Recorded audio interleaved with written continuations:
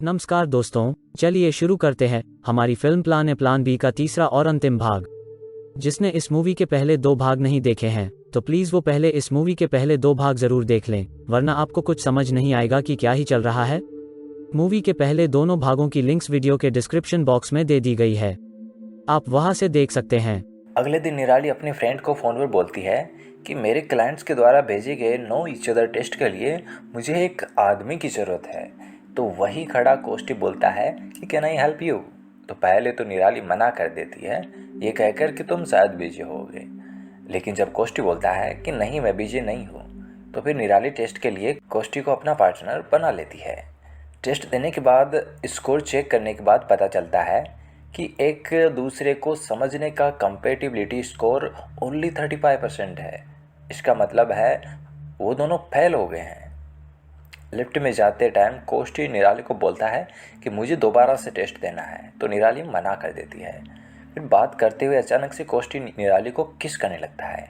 निराली भी कहाँ कम थी, वो भी उसी का साथ देती है, ऑफिस में, लिफ्ट में, फिर ऑफिस के बाहर, और यहाँ तक कि वो लोग कोष्टी के रूम पर भी आ जाते हैं और वहाँ भी किस करने लग जाते हैं। अचानक से कोष्टी की नज़र अपनी एक्स वाइफ रुंजुन की फ़ोटो पर पड़ती है, तो वो ये सब करना बंद कर देता है और निराली से सॉरी बोलता है। तो निराली बोलती है कि इसमें सॉरी होने की कोई बात नहीं है। तो फिर दोनों कल होटल रूम में जाने का प्लान करते हैं।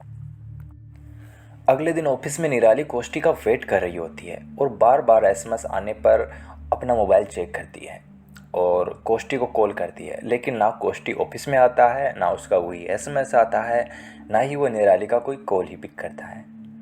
तभी सेरेना निराली के लिए केक लेकर आ जाती है और कहती है कि आदित्य ने उसको प्रपोज किया था, ये उसी के लिए है। आदित्य वही लड़का है जो उस दिन सेशन के दौरान आंखों पर पट्टी बांधे सेरेना की तरफ अट्रैक्ट हुआ था। 2-3 दिन बीत जाते हैं, लेकिन कोष्टी ऑफिस तक में नहीं आता है। ना ही वो सेरेना को इस बारे में कुछ कहता है, ना ही वो निराली की मॉम की डांस क्लासेस में जाता है। हालांकि वो ईमेल के थ्रू अपने सारे क्लाइंट्स को मास ईमेल करके सारी अपॉइंटमेंट्स कैंसिल कर देता है। ये सब देखकर निराली काफ़ी गिल्टी फील करने लगती है कि मैं उसकी तरफ अट्रैक्ट ही क्यों हुई। उसकी फ्रेंड बोलती है कि इसमें तुम्हारी कोई गलती नहीं है निराली। तो निराली फिर बोलने लगती है और अकेले जाकर खुद से बोलती है कि इट्स ओके, गलती सबसे होती है, कल से एक नई शुरुआत करूँगी। अगले दिन ऑफिस में जब निराली पहुँचती है तो कोष्टी भी संयोग से आ जाता है। वो निराली से 4 दिन से घोस्टिंग करने के लिए माफ़ी मांगता है, तो निराली इस बात को हल्के में लेते हुए बोलती है कि इट्स ओके यार। इसी बीच निराली की मोम किरण और उसकी फ्रेंड्स कोष्टी को देखते ही वहाँ से खींच कर ले जाती हैं। अगले सीन में गिरीश और कोष्टी बार में बैठकर आपस में बातें करते रहते हैं। कोष्टी बोलता है कि आई थिंक मैंने उसे डिसअपॉइंट किया। उस रात को जब मैं और निराली साथ में थे तो मुझे लगा कि शायद सी इज़ द वन, लेकिन जैसे ही मैंने रुंजुन की फ़ोटो देखी तो मुझे काफ़ी बुरा लगा, क्योंकि अभी भी मैं और रुंजुन शादीशुदा हैं। इसलिए सारी रात सोचने के बाद मैं कोलकाता भाग गया रुंजुन के पास।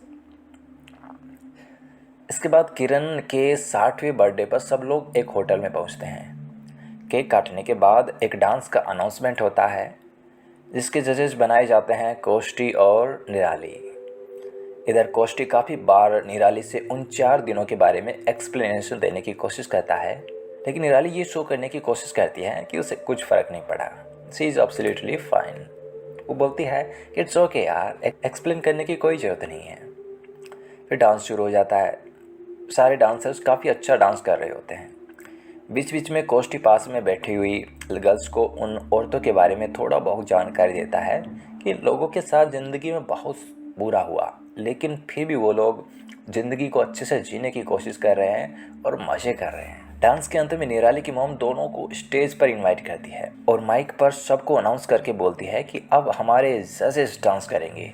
निराली कोष्टी को बोलती है कि मुझे डांस नहीं आता, तो कोष्टी बोलता है कि कोई बात नहीं, मुझे तो आता है। कोष्टी बहुत अच्छा डांस करता हुआ साथ में निराली से भी एवरेज डांस करवा ही लेता है। फिर जब कोष्टी को लगता है कि वो पूरे मन से डांस नहीं कर रही है, तो 1-2 ज्ञान की बातें बताकर वहाँ से जाने लगता है। फिर जाते हुए कोष्टी का हाथ पकड़कर निराली उसे रोक लेती है।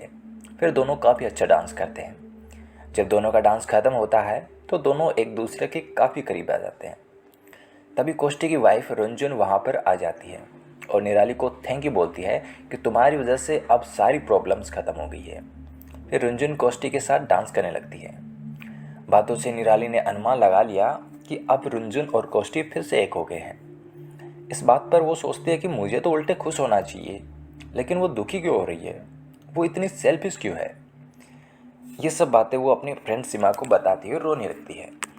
तभी वहाँ पर कोष्टी आ जाता है, जिसे देखकर निराली अपना रोना रोककर बधाई देती है।